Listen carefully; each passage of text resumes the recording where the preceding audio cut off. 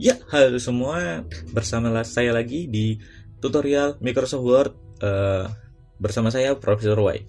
Nah, kemarin di episode yang lalu, episode 4, kita sudah menjelaskan tentang bagaimana cara kita memformat huruf atau kata. Nah, sekarang kita akan beranjak ke yang lebih gede lagi. Wah, yang lebih gede lagi. Yang lebih banyak lagi, yaitu untuk memformat paragraf. Setiap paragraf, formatnya itu ada dalam grup yang disebut dengan paragraf ini. Nah, grup yang dalam paragraf ini, ketika kalian ingin memformat paragraf, kalian harus menyeleksi paragrafnya dulu. Sama seperti kalian memformat font, kalian juga harus menyeleksi kata yang akan kita format. Nah, contoh, kita ingin memformat paragraf ini. Kita lihat, kita harus menyeleksi format ini. Baru kemudian setelah itu, kalian bisa menggunakan semua ini. Yang pertama ini adalah bullet. Nah, bullet. Ini adalah untuk menampilkan paragraf dengan format daftar. Maksudnya daftar gimana? Nanti ada bullet-bulletnya. Ketika kalian klik ini, nah akan memformat paragraf dalam bentuk bullet-bullet itu. Ada bullet-bulletnya seperti ini. Nah, ini bullet, ini ada banyak. Kalian bisa lihat, ada yang bullet seperti ini, ada yang buletan kosong, ada yang kotak, ada yang apa ini? Ada apa ini juga? Ada yang centang dan lain sebagainya. Kita juga bisa mendefinisikan bullet yang baru dengan menggunakan simbol atau gambar. Kita menggunakan mungkin simbol alfa atau kita bisa menggunakan gambar. Oke. Dan font, simbol-simbol dalam font, ikon-ikon dalam font. Nah, yang kedua adalah numbering. Numbering ini akan melakukan urutan. Jadi ketika ini 1, kemudian di bawah ini ada 2, kemudian 3. Itu numbering. Numbering ini juga memiliki banyak sekali format. Kita lihat, ada 1, 2, ada 1 kurung, ada ABC, ada 1 Romawi, ada I, Romawi kecil. Ada juga define new number format. Kita bisa lihat number style. Kita bisa lihat ada juga 001, 02, ada first, second, third, dan lain sebagainya. Ada juga kita bisa menggunakan font untuk memformat dari numbering ini.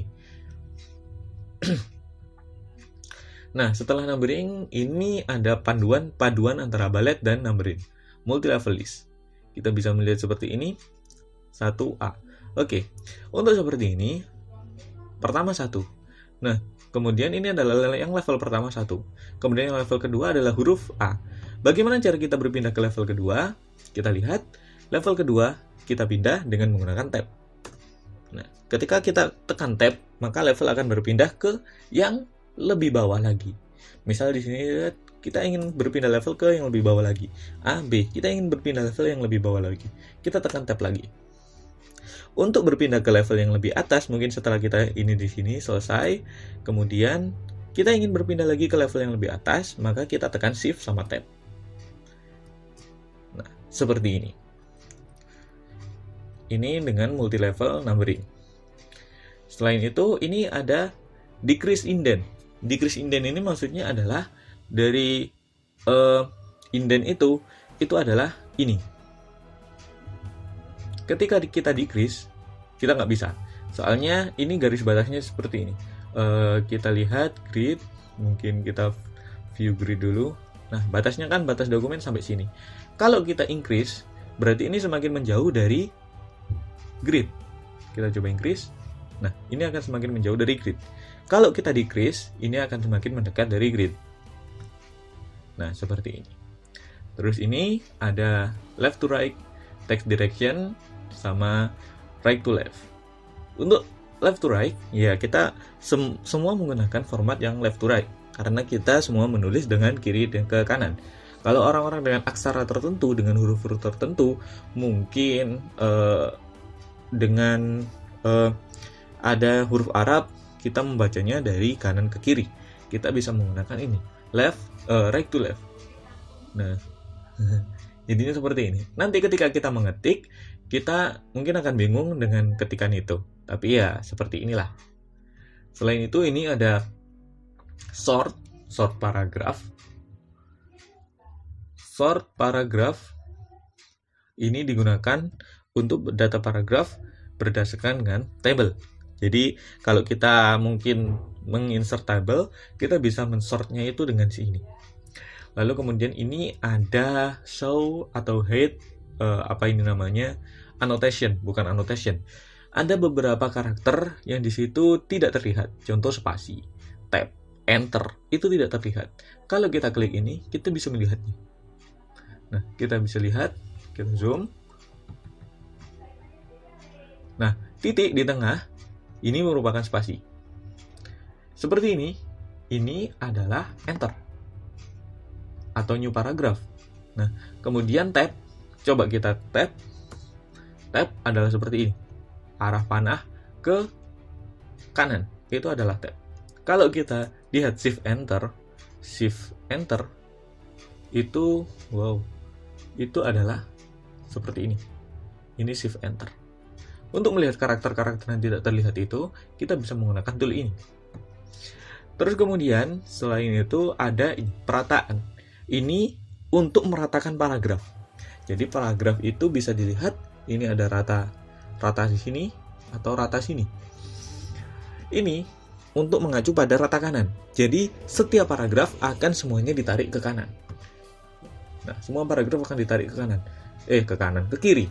Sorry, salah. Ke kiri. Sehingga nanti yang bagian ini, bagian kanan, pasti tidak akan terlihat rata. Selain itu, ada ini, center, rata tengah. Jadi semua paragraf akan ditarik ke tengah. Ini tengah, semuanya pasti ada isinya. Dan ini adalah rata kanan. Semua paragraf akan ditarik ke kanan. Selain itu, ini namanya adalah justify. Nah, justify low itu artinya justify. Ini adalah rata kanan kiri. Jadi setiap paragraf akan ditarik ke kanan dan ke kiri. Ketika jumlah katanya itu tidak bisa diratakan, maka yang ditambah adalah spasinya, seperti ini. Spasinya akan berbeda-beda dengan ini. Itu adalah rata untuk justify. Selain itu, kita lihat ada spacing.